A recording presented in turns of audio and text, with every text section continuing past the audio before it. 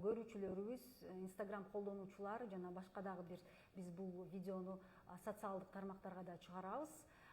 Мен атым Асель Акматалиева, Улуттук банктын коомчулук менен иш алып баруу бөлүмүнүн адиси болом. Ал эми биздин коногубузду тааныштырып өтсөк, бул Анара Сабыр кызы, Улуттук банктын финансылык сабаттуулук тобунун башкы адиси болот. Кош келдиңиз, Анара. Кутмандуу күнүңүздөр менен. Биз бүгүн финансылык бакубатчылык жөнүндө сөз кылмакчыбыз. Негизи эле финансылык бакубатчылык эмнеден көз каранды, жалаң эле киреше топтоодонбу же дагы башка факторлор дагы сөзсүз түрдө керекпи, ушул тууралуу сөз кылабыз. Анарайым, анда ошо биринчи суроону сизге берип кетсем, сиз кандай ойлойсуз? Мисалы биз ойлоп көрөбүз да, баардыгы эки адамды алсак, экөөнүн кирешеси бирдей. Бирок эмнегедир бири ушул финансылык бакубатчылык жактан жетишкендиктерге ээ болот, а экинчиси мисалы ошол канча ошо киреше тапса, ошонусу айдан айга жетип эле анан да топтолбой калат да. Бул эмнеден көз каранды? Эми негизинен мындай байкап тариздеп көрсөк, ошол эле силер айтып аткан эки адам, эки инсан бирдей эле маянасын алып, анан бирок бирөөнүкү айдан айга көбөйөт дагы, бирөөнүкү айдан айга жетпей калат да. Бул эң негизги себептердин бири ошол финансылык сабаттуулугунун кандай деңгээлинде өздөштүргөн. Финансылык сабаттуулугу жогорку деңгээлде билими тереңдеген адамдын сөзсүз түрдө айдан акчасы жөн эле турбастан ал иштеп да берет, болгон финансылык кирешесин көбөйтүп турат. Эмне себептен дегенде, ал ошо финансылык сабаттуулугунун финансылык ошол сабаттуулук компоненттерин жөн гана терең изилдеп өздөштүрбөстөн аны иш жүзүнө колдонуп келген. Башкача айтканда, ал ошол акчасы мисалы киреше 50 000 сом деп коелу, ошо 50 000 сомду алар менен эмне кылат? Ал бөлүштүрөт, туура бөлүштүрөт. Эң негизгиси бөлүк бул эмне? Бул азыктануу, күнүмдүк керек болгон продуктылар деп коебуз, же болбосо эң негизги жанагы квартира үчүн төлөй турган төлөмдөр, жол кирие, ошол баардык төлөмдөрдү бөлүп коет дагы. Бирок андан бөлөөрдөн мурун кандайдыр биз өлчөмдө, мисалы 10% болобу же 15, негизи 30%ке чейин алып койгондон кийин анан бөлүштүрөт жана ошол акчасын туура иштетип, туура пайдаланат. Бул бир четинен сарамжалдык болсо да, экинчи четинен бул ошо өзүнүн билимин практика жүзүндө колдонуу деп коебуз. Ал эми экинчи инсаныбыздыкы, ал баягы көбөймө турсун айдын аягына чейин жетишпей калат. Эмне себеп дегенде, ал финансылык сабаттуулугунун начарлыгы болобу, же болбосо кандайдыр бир турмуш жакта кыйнап коет деп коебуз, бирок баары бир ошо учурда дагы ошол финансылык сабаттуулук болгон адам ал эмне кылат? Ошол акчасын жок дегенде киреше албаса дагы айдын аягына чейин бирөөдөн карыз албастан ошону туура жеткиргенге аракет кылат. Бул мисалы эмне кирет? Көзгө көрүнгөн нерсенин баарын ала бербөө. Оюна келгендин баарын кылуу да. Мисалы кээ бирлер ошол эле 10%дан 30%га чейин мисалы алып койсо, ошол киреше көрбөй калган инсан эмне кылат? Ал ошол баягы ошол учурдагы ошол бир могул мага сөзсүз керек, муну албасам болбойт деп баягы эмоцияга алдыруунун натыйжасында бир күнү бир нерсени алат, кайра экинчи күнү нерсени алат да, баягы өзүнүн акчасынын кирешеси келет дагы, бирок чыгашасы кирешесинен көп сумма болуп кетет. Ошондуктан жетпей калып, кээде карыз алганга муктаж болот, же болбосо кредит алганга дуушар болот. Ошондон анан кийин баягы эки адам бирдей маанай алган күнү дагы бирөөнүкү жетпей калат. Бул учурда тилекке каршы биринчи учурга караганда экинчи учур көбүрөөк кездешип аткан кезде, азыркы заманда. Сиз айтып кеттиңиз, ушул экинчи учурдагы адам, финансылыгы азыраак сабаттуу болгон адамдык көзүнө көрүнгөндү ала берет. Ушул көзүнө көрүнгөндү, бул деген пландалбаган чыгымдар деп коет. Ушул пландалбаган чыгымдардан өзүңдү мындай алдын алуу, же болбосо ошо өзүңдү ошол жака бурбаш үчүн кандай кеңештерди бере аласыз? Мисалы үчүн кээ биркилер бар, бир нерсени сатып алуудан мурда 24 саат ойлоном деп айтышат да кээ биркилер. Ушуга кандай карайсыз? Негизинен жана башында өзүңүз айтып кетпедиңизби, пландаштырылбаган деп бул сөздүн төркүнү ошондо жатат да. Жанагы финансылык сабаттуулугу бар инсан ал ошол кирген кирешесин бөлүштүрүүнүн алдына бул мындайдыр толук кандуу планы бар. Ошол планга жараша анан кийин жана алып койгон пайызынан 15-20-30% болуп ошондон кийин пландаштырат да. Бул мынча бөлүгү, 3/4 бөлүгү бияка кетет. Мисалы мынча пайызы бияка кетирет деп баарын пландаштырат. Жана ошол бөлүштүрүп атканда эле эгерде бир чоң орчундуу сатып алуулар болсо, же бир жака тиги саякатка чыгып калабы, же дагы бир мындай орчундуу нерсе сатып ала турган болобу, же дагы кандайдыр билбейм кошумча алымчалар болобу, аны сөзсүз бөлүп коет. Анан анын акчасы жетет. Ал эми жана пландаштырылбаган инсан ал эмне кылат? Ал алган акчасын алат деле чаржайт. Тияка керекпи? Тияка берип салат. Бияка керекпи? Бияка берип салат. Анан жагып калдыбы? Алат. Анан ошондуктан акчасы жетпей калат дагы. Муну биз көпүн учурда бул эмоционалдык баягы алдыруу, эмоцияга алдыруунун натыйжасында пландаштырылбаган ошо сатып алуулар, пландаштырылбаган акчаны жумшоо ошондон келип чыгат да. Анан айтып атпайсыңарбы 24 саат ойлонуп, анан кийин алган кандай деп ойлойсуңар деп. Негизинен баягы күнүмдүк керектөөгө сарпталуучу акчадан тышкары же болбосо күнүмдүк ала турган продуктылардан тышкары дагы биз баягы пландаштырылбай бир жерге келип калдык, көрүп калдык, же болбосо инстаграмдан көрүп калып муну алам деп калдык. Ошону бир ойлонуштуруш керек да. Бул баягы мындай бир кеңеш деп айтсам болот. Себеби дегенде, эгерде ошону алганын алып алып, анан кийин эртеси күнү болобу, 1-2 күндөн кийин болобу, анан кайра ойлонот, мунун эмне кереги бар эле менде, мындай нерсем бар турбайбы деп. Ошол эле идиш-аяк болобу, ошол эле кийим болобу. Эми бул нерсеге көбүнчө баягы айымдар дуушар болобуз, аны моюнга алыш керек. Себеби дегенде, баягы азыр маркетинг дагы абдан күчтүү иштеп аткан кез болот. Баягы соода тармактарына барсак, алдыңкы катарга көздүн деңгээлинде көзгө жакын көрүнө турган жерлердин баарына коюп коюшат. Эми бул алардын иши. А биздин ишибиз ошого туруштук берүү. Керек болсо аны сөзсүз алабыз. Анан мисалы үйүңдө баягы шкафтын ичинде бир 4-5 футболка же 2-3 рубашка турса, анан кийин могу тренд экен, анан бул жаңы модага чыгыптыр деп аны алганын алып алабыз да, анан кийин үйгө келсек ошол эле экен. Ошол эле экен. Бирок эми ошону деле мисалы кандайдыр бир жанагы жоолук тагып алып, же болбосо белин кымча бел кылып байлап алып, же болбосо жеңин туруп алса эле, бул эмне болот? Образ өзгөрө түшөт. Же болбосо ошол эле посуданы үйгө жыя беребиз. Негизи посуданы эмне дейбиз? Идиш-аяк негизинен бул конок келгенде коебуз дейт да. Эми чынын айтсак конок күндө келбейт да, туурабы? Аны баягы орчунду болгон кезде чыгарасың да, ал ошо боюнча шкафтын ичинде эле турган боюнча туруп калат. А бирок биз кызыгып эле аны ала беребиз. Же болбосо үйгө келсек ошол эле жанагы эме кооз тарелкаларыбыз, чыналарыбыз деле бар экен. Анын баарын жийип эмне кажет? Бирок баягы аял киши болгондуктан тигиге буга кызыгуусу көп болот экен да. Ошон үчүн бир нерсе сатып алуудан мурун эмне кылыш керек? Ошол ой менен, мен мындайча айтканда, эртең менен туруш керек, ойгонуш керек. Мага чындыгында ошол нерсе керекпи? Мен ал нерсесиз жашай аламбы? Бүгүнгө чейин жашай алып келдим го. Мындан ары деле ошонусу, ошо Инстаграм баракчасын же болбосо ошол бир жарнама баракчасын көрбөй калсам, андан ары деле жашай бермекмин да. То есть башкача айтканда мүмкүн экен да. А бирок биз жок, биз деген элден калышпайбыз. Анан элдикке бар экен, эмне үчүн менде жок, мындай бир кандайдыр атаандаштык болуп кетеби? Ошол себептен жыя берет экенбиз. Анан караштыра келсек, андайларыбыз бар экен. Анын мисалы бир эле баягы көйнөк болобу, же болбосо футболка шым болобу, аныбыз жийилип турат экен.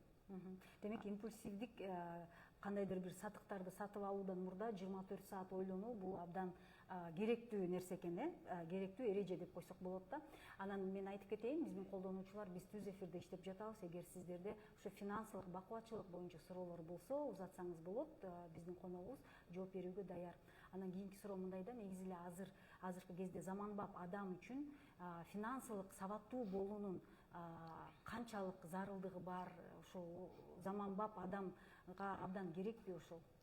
Бул учурдун талабы, бүгүнкү күндүн талабы. Себеби дегенде баарыбыз угуп атабыз, көрүп атабыз, канчалаган адамдар ошо финансылык тараптан сабатсыздык болгон үчүн жанагы эле алдамчылык жолдого алдамчыларга алданып калып атышат.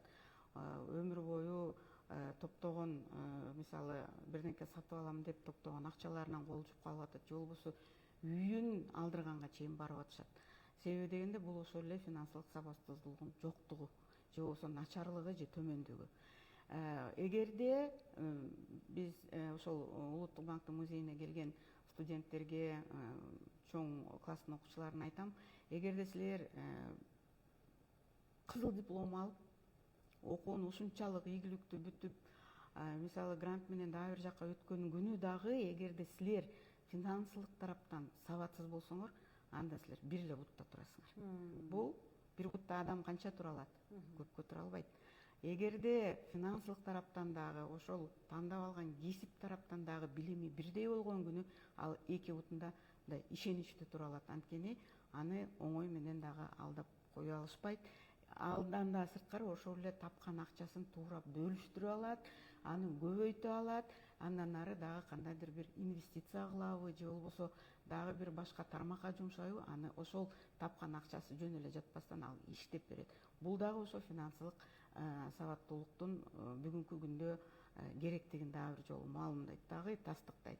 Башкача айтканда, бүгүнкү күнү финансылык сабаттуулук бул биз бүгүнкү күнү эртең менен кандай бетибизди жуюбуз, кандай мисалы жумушка келебиз, же болбосо кандай аба менен дем алабыз, дагы эле ошондой бул зарыл нерсе, керек нерсе. Жана бүгүнкү күн бул финансылык сабаттуулуксуз бул мындай, кандай десем, толук кандуу күн деп айта албайбыз да. Анткени бүгүнкү күнү кайсы тармакты албайлы, кайсы кесипти албайлы, финансылык тараптан сабаттуулугубуз төмөнүрөөк болсо, ал биз жана айтып кеткендей эле бир бутта эле тургандай болуп саналат.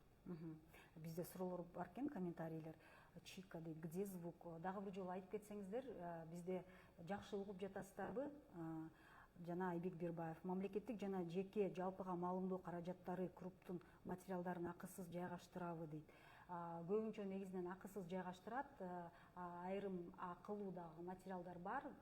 Бул деген ушу элге керектүү болгон жетиш керек маалыматтарды биз айрым маалымат каражаттары менен кызматташабыз.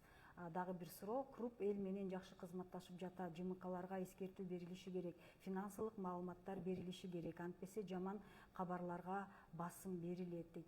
Демек, Айбек мырзанын айтымында бул финансылык сабаттуулук бул дагы бир позитивдүү маалыматтардын бири деп койсок болот. Бул эми Улуттук банктын бирден бир мындай милдеттери болуп, ошол финансылык сабаттуулукту мүмкүн болушунча биздин калайык журтка жеткирүү. Себеби ошо Улуттук банк финансылык сабаттуулуктун өзү көзөмөлгө салат дагы, ошол ар кандай иш чараларды өткөрүп турабыз биз.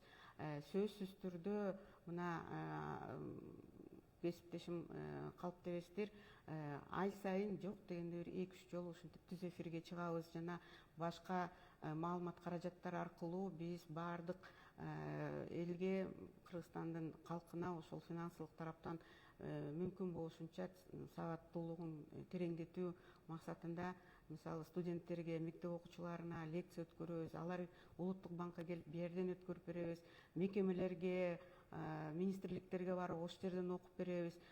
Учурда бул абдан керек болуп турган маалымат. Анан биз колубуздан келишинче муну тереңдетип, кеңейтип берүүгө аракет кылабыз. Жана бул тармакта дагы Улуттук банктын баарыңыздар билсеңиздер керек, Финсабат деген атайын окутуу порталы бар. Ал жерде дагы күн сайын, жума сайын маалыматтар толукталып, жаңыланып, баягы мүмкүн болушунча кеңири маалымат берилип турат. Рахмат. Анда биз ушул финансылык бакубатчылык темасын улантуу боюнча дагы ушундай суроо мисалы үчүн өзүңдүн кирешеңди мүзгүлтүксүз ошол көзөмөлгө алуу үчүн кандай куралдарды кеңеш бере аласыз? Эми баягы кандай сөз баштабасак да бул келип тарыхка такалат да. Илгерки жана экономиканын негизи болгон капитал деген эмгек бар да, Карл Маркстын. Ал эмне дейт? Акча кошуу акча барабар акча болот дейт. Башкача айтканда ошол эле эгерде акчабызды биз ай сайын жанагы бөлүп коюп турбасак, ал каяктан көбөймөк эле, туурабы? Алган маяна болобу, премия болобу, сыйакы деп коебуз, же болбосо кандайдыр бир конкурстарга катышып, андан биринчи орун, экинчи орунна негизинен баягы акча түрүндө берилип калабы, же болбосо биз билебиз той топурга, туулган күнгө деле акча берилет, ошону барып эле коротпостон ошону дагы топтосо, бул дагы ошо кирешеңердин ошо кийинкиде финансылык бакубатчылыгыңарга баягы артылат, дагы көбөйөт. Анан аны эмне кылсак болот? Аны биз инвестиция кылсак болот. Инвестициянын дагы көптөгөн түрлөрү бар, билесиздер. Бул баягы мал кармоо менен анын башын көбөйтүү, же болбосо азыр учурда абдан мындай актуалдуу болуп турган алтын сатып алуу, же болбосо кандайдыр бир акция, облигациялар бар, жанагы Кыргызстандын биржа фонду бар, алар аркылуу ошо өзүңөр кызыккан мекеменин акцияларын сатып алсаңар болот. Башкача айтканда, акча силер ошону алып коюп эле жөн койбостон, аны эмне кылыш керек? Аны иштетиш керек. Ошондо анан акча өзүнөн өзү көбөйө баштайт да. Бул жанагы пассивдүү доходдун, кирешенин бир түрү болуп калат. Анан негизинен жанагы акчаны 10, 15, 20, 30% деп атпайбызбы? Аны ошол бөлүштүрүүнүн алдына алып коюуну бул биз күнүмдүк адат катары өзүбүзгө тарбиялап, өзүбүзгө сиңиришибиз керек. Себеби дегенде, эгерде ойлойбуз да, кээ бирлер ойлойт, алам анан калганын калтырып коем деп. Бирок ошондой десек, калганы калып калган кезде ушунчалык бир зарыл нерсе келип чыгат. Сөзсүз ошондой болот да, алып коем деген акчаңар кайра эмне болот? Жумшалып кетет, иштетип кетет да, анан кийин алып коем деген акчаңар алынбай калат. Ошон үчүн эң биринчи бул тартип, эң биринчи бул өзүн тарбиялоодо ошол алган акчаны кандай алдыңар, ошол пайызын бөлүп коесуңар дагы, анан калганын иштете бересиңер, бөлүштүрөсүңөр. Бирок муну деген биз күнүмдүк адатка айландырышыбыз керек. Ошондо гана биз өзүбүздүн келечектеги финансылык бакубатчылык болобу, же учурдагы аны момент деп коебуз, ошол учурда керек болуп калат да. Мисалы, анан ал акчаны дагы эмнеге жумшашыбыз мүмкүн? Бул өзүбүздүн билимибизди тереңдетүү, балдарыбызды окутуу, бутка тургузуу деп коебуз, же аларга да билим бериш керек. Азыр билим берүү, билесиздер, абдан мындай, кандай десем, илгери айтчу эле, билим алуу ийне менен кудук казгандай. Ошол учур бүгүн дагы келип турат. Анткени билим алыш үчүн чындыгында эмгектениш керек. Мурун жөн эле окуганга эмгектенсек, азыр дагы ал дагы финансылык тараптан дагы эмне керек? Каражат керек. Ага дагы баягы көп балалуу бүлөлөргө андан беш бетер 2-3 баласын аны да окутуш керек. Ошон үчүн мүмкүн болушунча баягы жаш туруп, алдуу күчтүү болуп турган кезде ошонун баарын иштеп, акчабызды көбөйтүп алсак, кийин уже учуру келген кезде, улгайган кезде ошол пассивдүү кирешенин аркасынан кандайдыр бир мындай кенен кесири жашап дегенде, чет мамлекетке саякатка чыгып, ошол жашыңда иштеп тапкан кирешеңдин баарын анан улгайган кезде ошонун баарын колдонсо болот. Бул дагы бир ошол каяка, ошол токтогон акчабызды каяка жумшасак болот деген баягы бир суроого жооп да. Анткени бир учур болгон, көптөгөн инсандар келип акчабыз бар дейт, салат дейт, бирок аны каяка жумшатыш керек, кантип иштетишкенин билбейбиз дейт. Бир инсан келди эле, акчабыз толтура турат дейт, алды чыгый баштады дейт, эмне кыларыбызды билбейбиз дейт. Эң негизгиси эмне? Муну ошол окуш керек, изилдеш керек, каяка жумшасам болот, эмне кылып иштетсем болот дегенди ошол баягы азыр жаш муундар ошого умтулуп билим алса, ошол эле улгайган чоң ата чоң апалардын ата энелерине айтып берсе, алар деле момундай багытка жумшаса болот экен деген ой менен алар дагы кандайдыр бир иш аракет кыла башташат.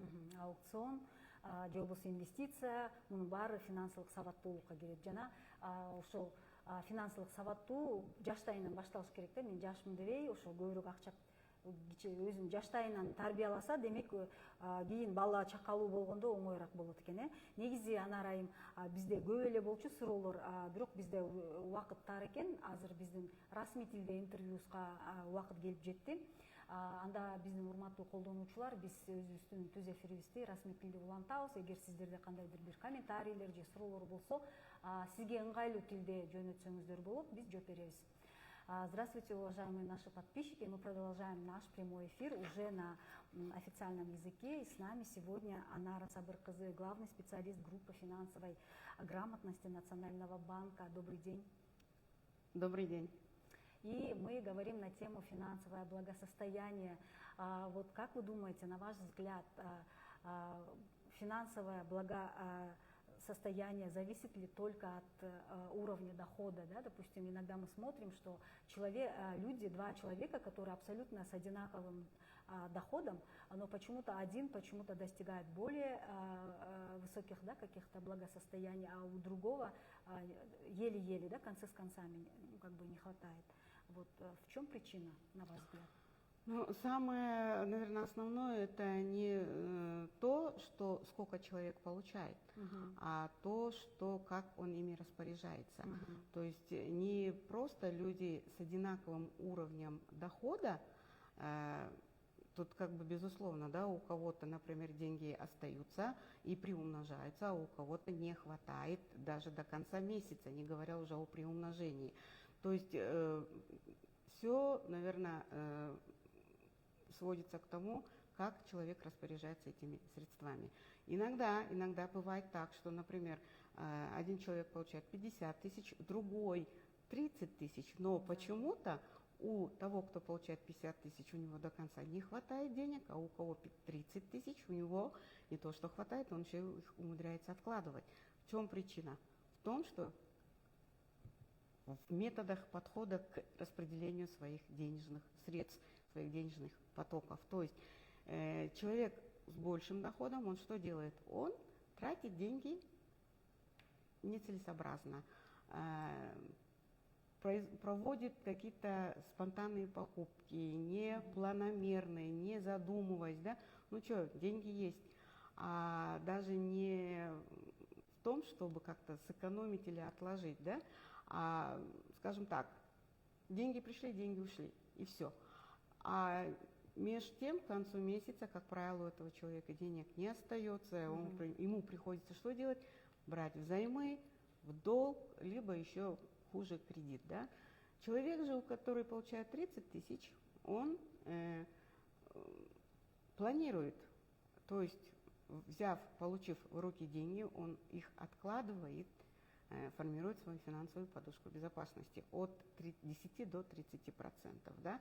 И уже после оставшуюся сумму распределяет по приоритетности, то есть по значимости, да, куда больше уходят деньги, возможно, даже на какое-то там мероприятие, на те же свадьбы, тои, да, либо на какую-то поездку, либо на крупные покупки.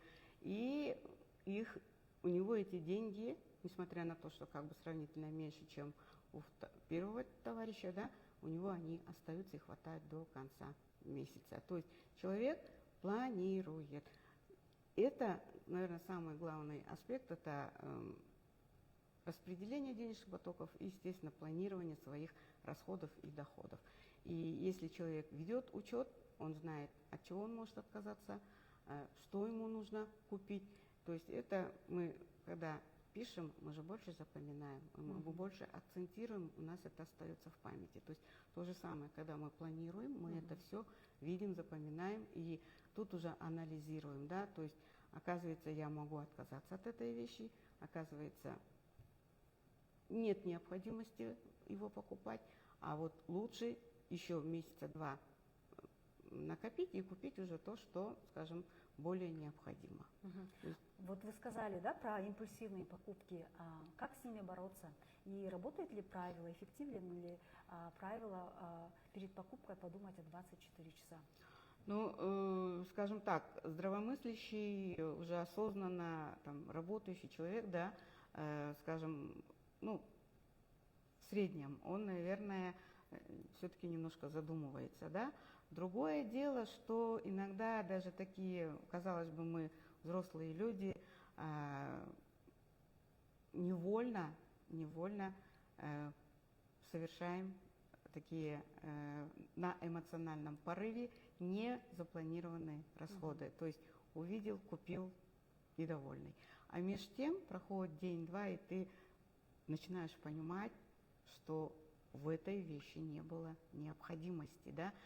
И произведя вот этот импульсивный на эмоциях покупку, мы просто потратили деньги.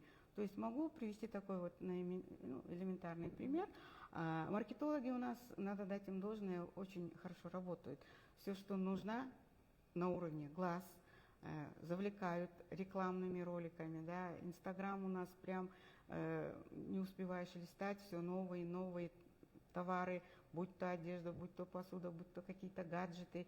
И, естественно, человеку хочется новое, и он не задумывается о том, что у него это все уже есть, и они еще могут пригодиться, ими можно пользоваться еще определенный промежуток времени, мы совершаем эту покупку, да, то есть та же рубашка, да, мы знаем, что у нас дома есть рубашки, но, блин, новый тренд, какой-то там суперский, я не знаю, воротник такой сделан, да, и я что, почему у меня нету вещи такой, да, я на ком-то увидел, классно сидит, и мы совершаем эту покупку. Но если нам, сами себе, да, дать эти 24 часа и проснуться с мыслью, действительно она ли мне нужна, тогда человек, наверное, уже задумывается, да, и я вот, когда приходят ко мне на экскурсию, я говорю, надо дать должное, ну, как бы принять, да, признать вину, или, скажем так, да, что этому подвержена больше прекрасная половина человечества, как это, может быть, не печально, да, больше мы совершаем такие покупки, то, как правило, если мы проведем ревизию в нашем же шкафу, будь то вещевом, платяном, либо там посудные ящики, шкафчики откроем, то там всего есть и достаточно.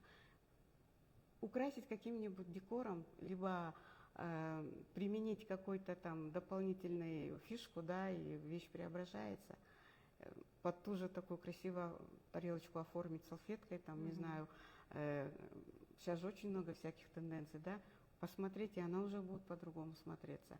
Та же вещь, применив какой-то дополнительный элемент, она преображается. То есть мы не хотим, не работаем в этом направлении, мы хотим все покупать себе новое. И в этом, наверное, скажем так, проводя такие эмоциональные, спонтанные покупки, мы чаще и тратим деньги в никуда, по сути дела. Ну, это за исключением, конечно, таких вопросов, как питание, еда, здоровье, ну и тому подобное. То есть те, которые необходимы человеку каждый день. Нара Сабыровна, вот какая категория расходов является самой крупной в бюджете?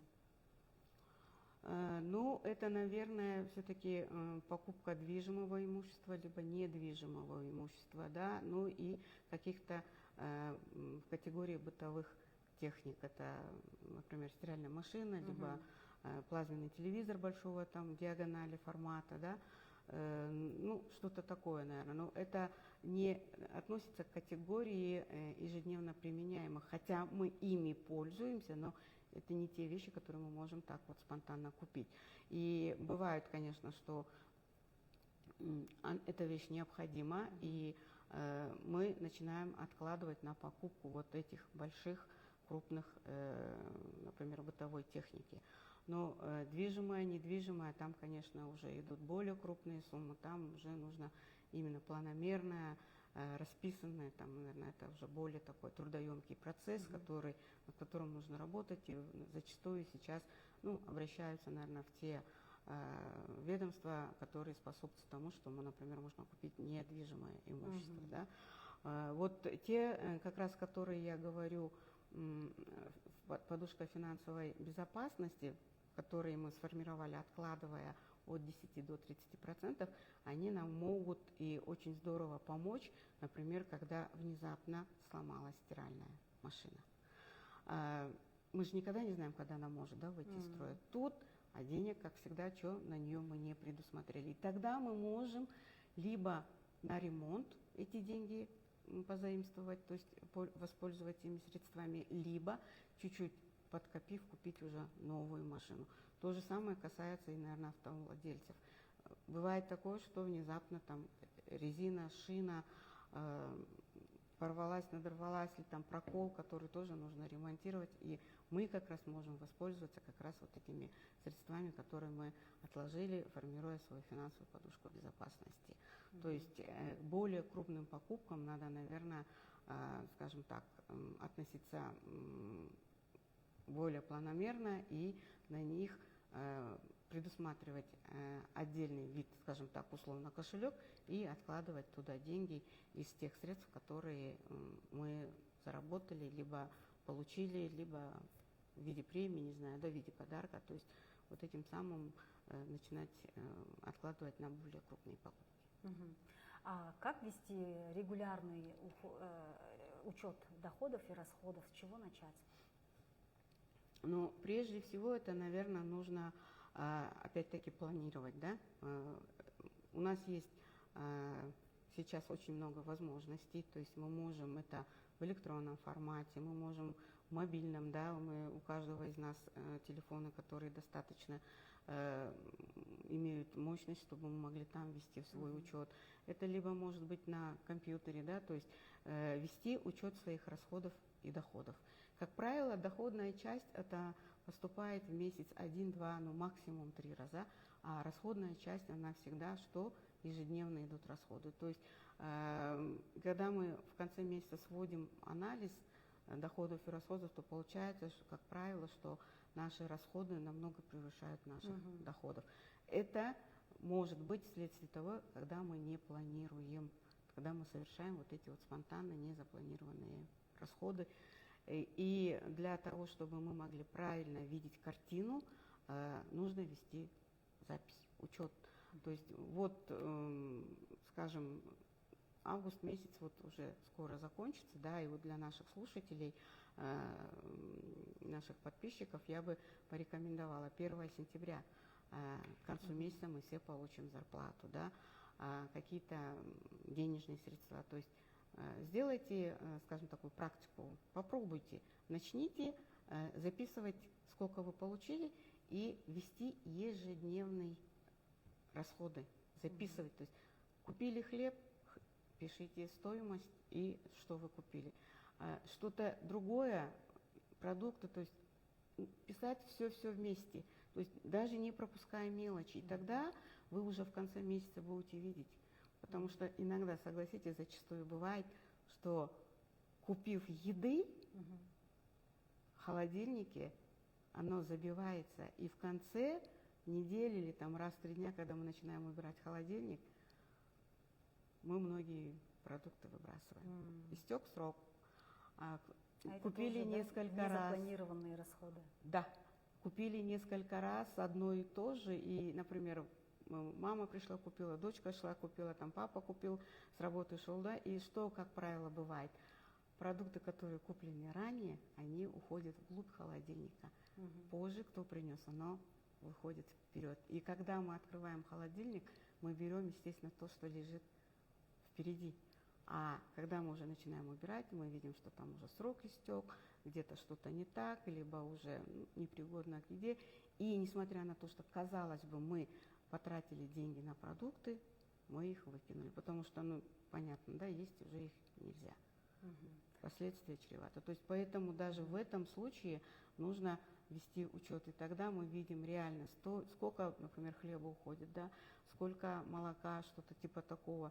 Естественно, есть расходы, которые это одежда, необходимые вещи, там, те же средства гигиены, и тогда будет четко, конкретный учет, сколько чего мы можем потратить. Поэтому я бы вам порекомендовала, посоветовала, попробуйте сентябрь месяц привести такие записи, и в октябре вы уже будете видеть, скажем, более-менее картину, из которого вы можете дальше отталкиваться.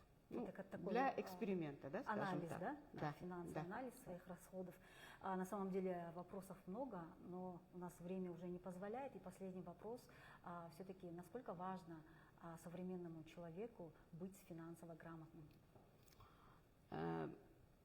Наверное, я бы сказала, как воздух, которым мы дышим, да, потому что не зная основ, даже не глубину, а основ финансовой грамотности, человек, он будет стоять только на одной ноге. Какой бы он ни был суперграмотный, какой бы он ни был, скажем так, самодостаточный, не зная основ финансовой грамотности, человек стоит на одной ноге. Почему? Потому что он не гарантирован от того, что его могут обмануть мошенники.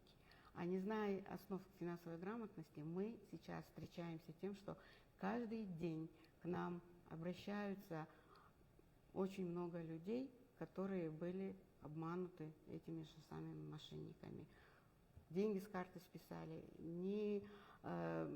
Это самая, наверное, малая потеря, что деньги списали с карты. А ведь есть те, кто и лишаются своего жилья, которые на которые годами копили, да, либо те же люди, самые уязвимые слои, это пожилые люди, которые, доверившись звонкам, что делают? Перепродают, продают и в конце концов остаются на улице, буквально на улице, потому что вот мошенники их так обманули. Поэтому, если человек хочет стоять уверенно на двух ногах, то сегодня финансовая грамотность нам нужна как воздух, как, не знаю, уход за своим телом, лицом, как то, что мы ежедневно утром производим гигиенические процедуры. То есть это требования сегодняшнего дня, это требования сегодняшних реалий. Если ты финансово подкованный человек, то уверенный в завтрашнем дне, скажем так.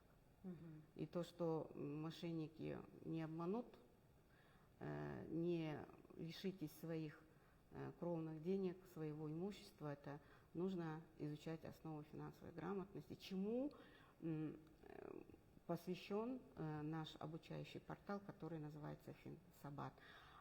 Вы можете заглянуть хотя бы ради интереса, о чем мы здесь говорили. Там есть очень много разделов, там есть видеоролики, есть там в виде карточки, в виде текстов, да, которые дают познания в той или области, потому что финансовая грамотность, она многокомпонентная, состоит из 9 компонентов, да, и зная хотя бы верхний уровень, начальный уровень, основы, то вы уже, скажу так, более-менее будете уверены в том, что вас не обманут, скажем так, и вы будете гарантированно защищены и приумножите свои финансовые доходы, тем самым увеличите свое финансовое благополучие. У нас есть вопрос Ситоко 500. Почему учетная процентная ставка НБКР такая высокая? Мы сегодня говорим на другую тему, финансовое благосостояние, но мы вам обязательно ответим в личном сообщении. Ну, на этом, наверное, разрешите завершить. Мы уже выходим за пределы своего времени. Спасибо вам большое. Как мы видим, это очень такая актуальная тема, да? Тема вопросов финансовой грамотности. Поэтому у нас раз в месяц мы обязательно посвящаем тему прямого эфира на какую-нибудь тему из финансовой грамотности. С нами была Анара Сабыркызы, главный специалист группы финансовой грамотности Национального банка. Спасибо вам большое. Всего доброго. Жақсы қалыңыздар. До свидания.